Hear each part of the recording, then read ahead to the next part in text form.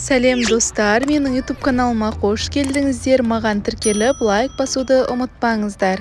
Бүгін сіздермен өте дәмді болып шығатын, арнайы пакетикте дайын болатын, духовкада керемет болып пісіп шығатын тағамның рецептісімен бөлісетін боламын. Менің каналымнан алыстамаңыздар, видеомды соңына дейін қараңыздар. Ең алдымен біз заттарымыздың барлығын дайындап аламыз. Бізге ең басты қажетті ингредиент ол бізге тауық еті болып табылады. Тауық етін осындай көлемде турап алатын боламыз. Маған 3 тауық еті жеткілікті болды. Сіздер өздеріңіздің үйлеріңізде қанша адам бар, соған лайықты етіп жасасаңыздар болады. Тауық етімізді дайындап реттеп алдық. Ендігі кезекте ішіне қосатын заттарымызды турайтын боламыз. Пиязды кәдімгі тамаққа қосатын сияқты кез келген түрінде турай берсеңіздер болады, ол маңызды емес. Сәбізімізді де турай береміз және 3 бас чеснок қосатын боламыз.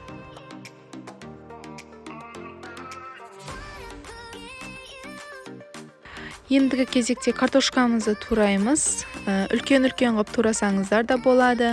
Майдалап мен сияқты турасаңыздар да болады. Бұл тағам өте дәмді болып шығады. Асқазанға да жеңіл, ешқандай да майлы емес. Үлкен адамдарға өте керемет тағамдардың бірі.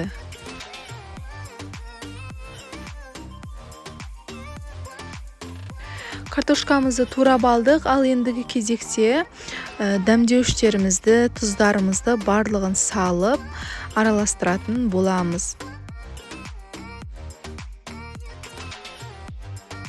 Тұздан бастаймыз. Тұзды мен көз мөлшермен қостым. Сіздер де солай қоссаңыздар болады. Майонез қостым. Бұл жерде мен томат қостым.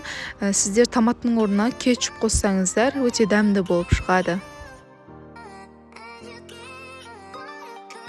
Қара бұрыш, қызыл бұрыш, бәрін көз мөлшерімен қоса бересіздер. Ең басты бізге қажетті приправа ол осы. Ішінде арнайы пакеттегі бар, осы заттарымызды салатын. Және бұның да ішінде арнайы приправасы бар, оны да қосатын боламыз. Менің тағамым көп болғандықтан мен 2 приправа қосатын боламын.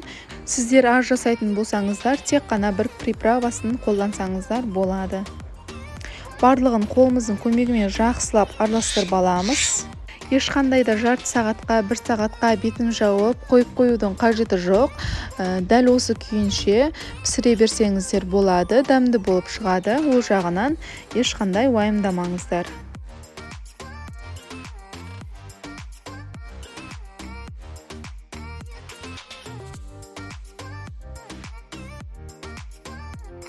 Барлығын жақсылап араластырып алдық, ал енді өзінің арнайы пакетигіне салатын боламыз. Мен 2 пакетикке бөліп салдым.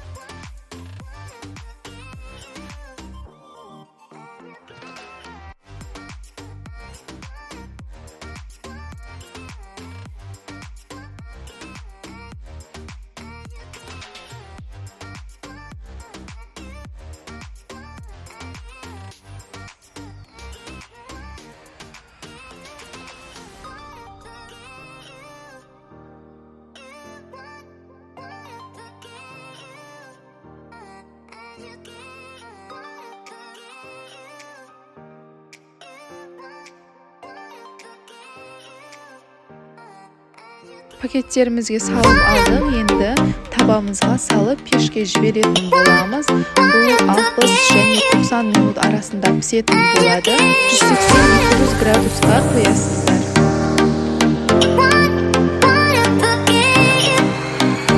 Біздің тамағымыз дайын болды. Өте дәмді болып шығады. Өзінің шырыны бөлініп, керемет болып шығады. Міндетті түрде жасап көріңіздер.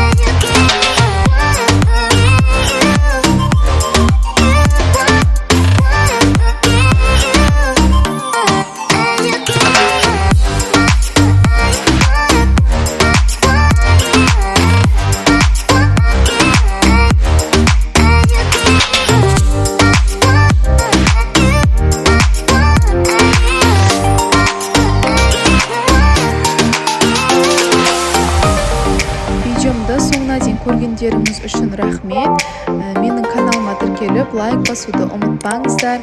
Сіздерге өте дәмді ерекше рецепттермен бөлісетін боламын. Қош сау